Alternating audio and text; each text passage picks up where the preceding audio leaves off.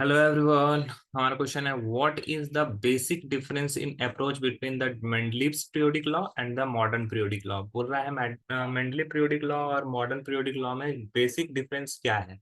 तो मेंडलीव का periodic law जो लिया गया था उसमें जो मेंडलीव ने एलिमेंट्स को रखा था वो एटॉमिक मास के हिसाब से सजाया था। ठीक है। लेकिन मॉडर्न पीरियोडिक टेबल में उसको एटॉमिक नंबर के हिसाब से रखा गया है, बस यही डिफरेंस है। तो मेंडलीव पीरियोडिक लॉ जो होता है वो the physical and chemical property of element are periodic function of their atomic wait.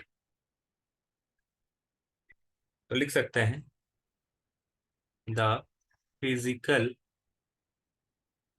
And chemical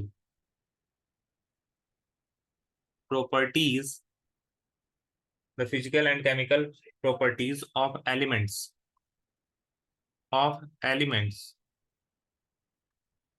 are periodic function are periodic function of their functions of their atomic atomic masses. अब ये Mendeleev periodic law था, लेकिन modern periodic table में atomic mass के हिसाब से नहीं, उसको एटॉमिक नंबर के हिसाब से रखा गया था। मॉडर्न पीरियोडिक लॉ इसमें लिखा गया था, इसमें बताया गया the physical and chemical properties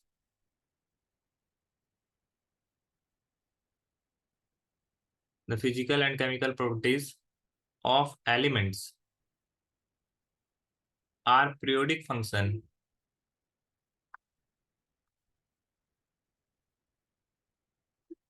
functions of their atomic number.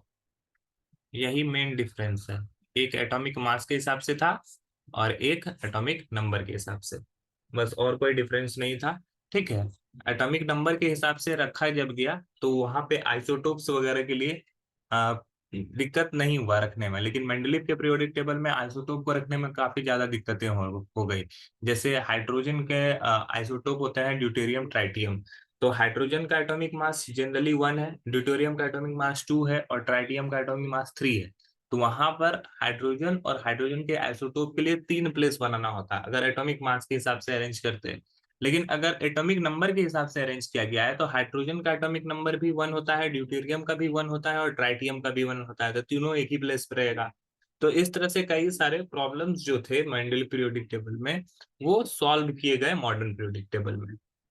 I hope ये क्वेश्चन आपको समझ में आया होगा। That's all, thank you.